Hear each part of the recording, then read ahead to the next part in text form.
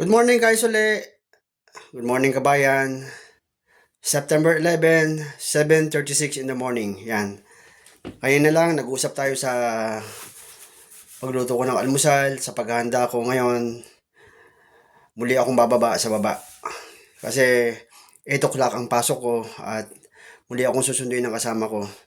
As usual, everyday ganito ang buhay natin, nagkukwentuhan tayo. Kaya muli niyo akong samahan at bababa na ako. Ayan. Hindi ko na binuksan ng ilaw yan. Kasi maliwanag naman eh.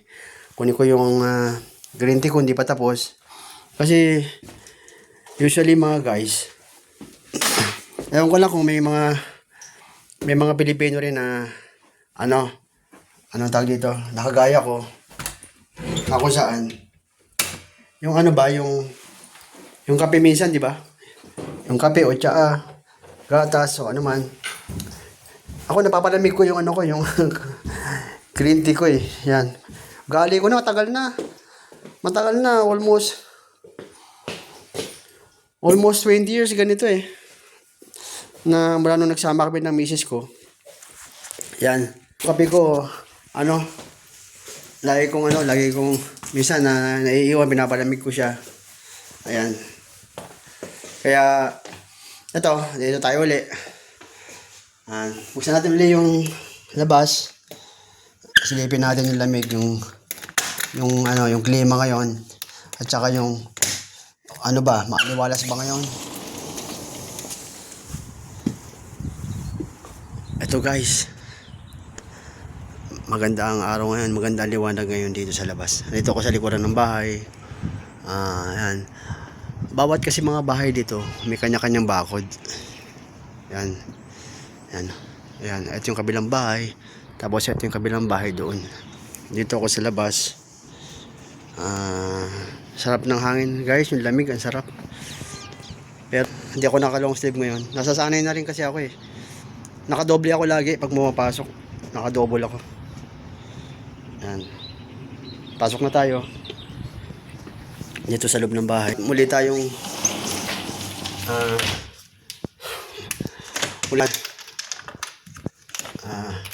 teka lang sinasarado ko kasi itong yung lock, baba ko dito tapos yung lock ko para pag alis ko mamaya siguradong sarado. At punta tayo doon uli, silipin natin gawi, silip tayo sa may bintana sa kusina. Ayan yung kalsada, lalabas tayo. Teka lang, susi ko nandito pala sa bulsa ko. Wait lang. Buksan natin to. Yan. Nakalock siyang guys. Kanya kasi, wala kasi siyang susi lang ginagamit. Wala siyang parang, yung lakan dito talaga. Wala. Yan. Yan. Tingnan nyo mga guys. Tingnan nyo yung kotse niya sa sobrang hamog, sa sobrang lamig, nagtutubig. Yan. Napakaganda ng lugar na to. Napakaganda rito sa UK. Yan. Ako sa labas guys. Yan. Hindi ko yung mga kasama ko. Wala pa. Yan, dito ako. Ayan na. Diba? Napakaganda ng lugar dito sa UK. Mga kabayan, mga guys, napakaganda sobra. Tahimik, malinis ang kapaligiran. Yan. Tapos yun nga lang yung malamig yung klima. Hindi pa rin siya nagbabago. Malamig. Yan. Kaya dyan na naman hihinto yung susundo sa akin.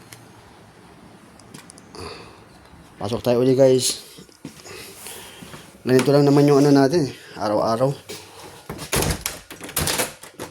Tignan natin kung may pag-uusapan tayo. Tignan natin kung ano yung pagkukwentuhan natin. Dali lang guys iayos ko lang tong bag ko. Lalapit ko na sa may pintuan para pag dumating siya, hindi ko nabubuhatin. Dito na sa pintuan dyan. Dito. Para pag bukas ko mamaya, kukunin ko na lang. So tayo sa loob. Yan. Uubusin ko yung yung ginger tea ko. Yan. Dito tayo. Lamig. Hindi ko na binuksan yung Kahapon binuksan ko eh. Lamig talaga. Yan. Dito yung upuan dito sa may meron naman sopa doon ay no. Ayun, may sopa doon. May magandang upuan eh. Pwede umupo doon pero mas gusto ko rito. Wala lang, gusto ko lang dito umupo. Ngayon mga guys, yan. Ano bang pwede natin pag-usapan? Kasi ngayon, ganun pa rin naman yung trabaho ko, dun pa rin sa warehouse. Bigla nga nabago kasi nga, yung mga sopa doon na, di ba nakita nyo kahapon na kinamada ko, ilalagay ko na yung malapit sa skip. Skip yung tawag nila guys uli sa pagkatapon ng may katapunan ng mga basura.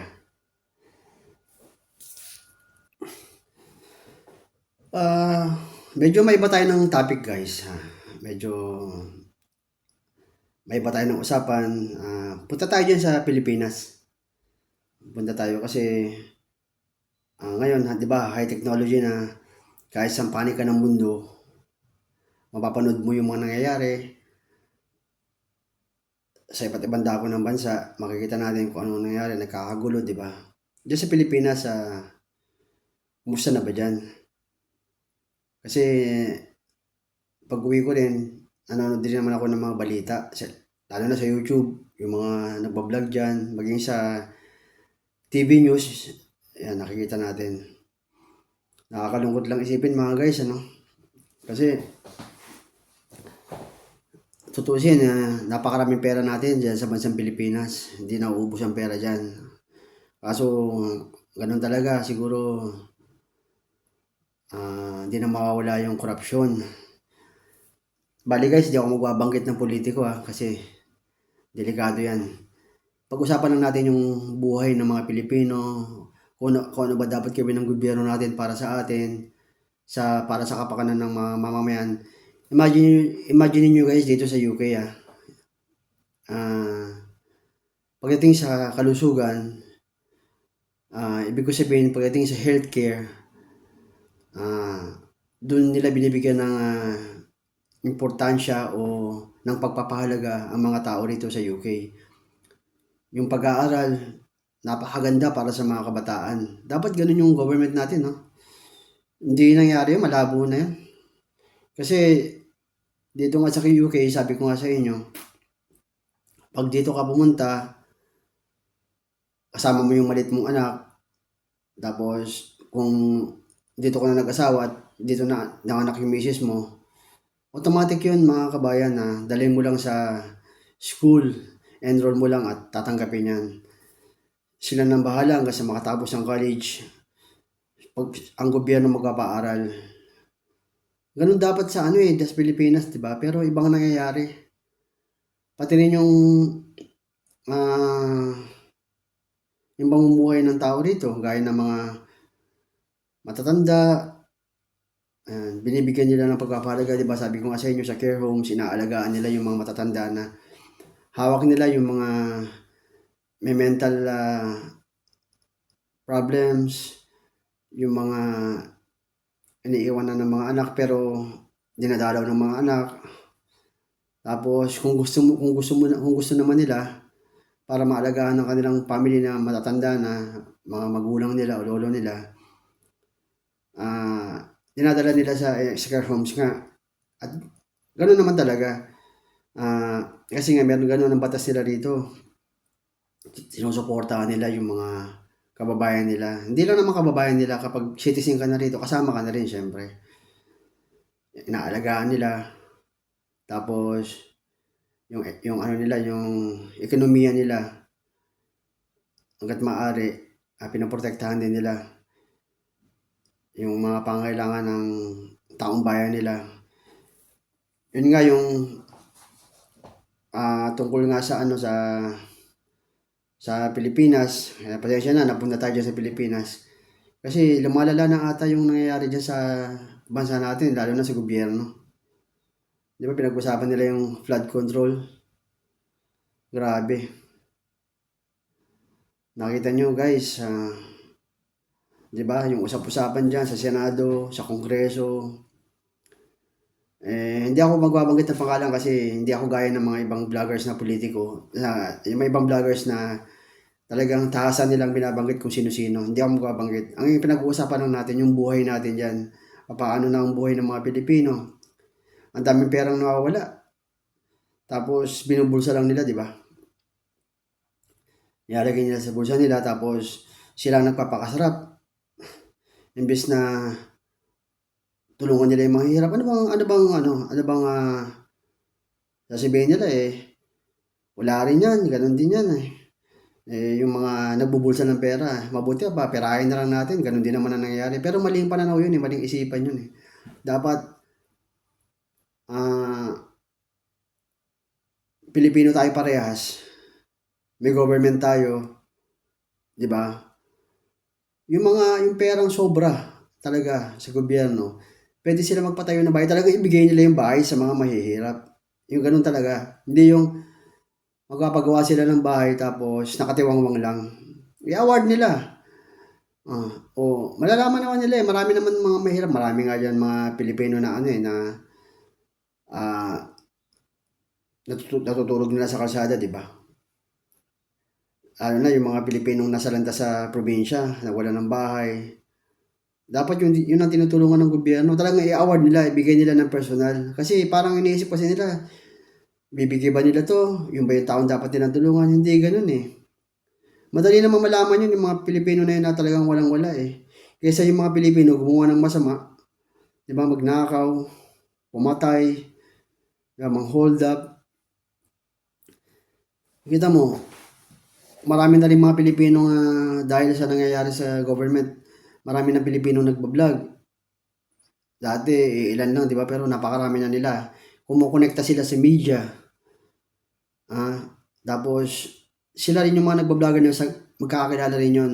Basta pag pinag-usapan yung corruption, ini-involve pa nila yung mga pangalan ng mga congressman, ng mga senador. Yan, di ba? Mahirap yun Siyempre, malalaking tao yan. Tapos ikaw maliit na tao ka lang. Pero hiling ko sana sa gobyerno natin, sa presidente natin, sana naman matigil na yung ganyan, yung nakita naman sa video, di ba? Yung napakaraming pera. Di ba? Kitang-kita. Kaya sana matigil na yan. Kasi lalong pasama ang mundo natin. Kaya ganun, walang nangyayari. Lumalala. Pagkatapos ano pa? Araw-araw na lang, ganda lang usapan sa Senado, sa Kongreso. Tapos biro mo,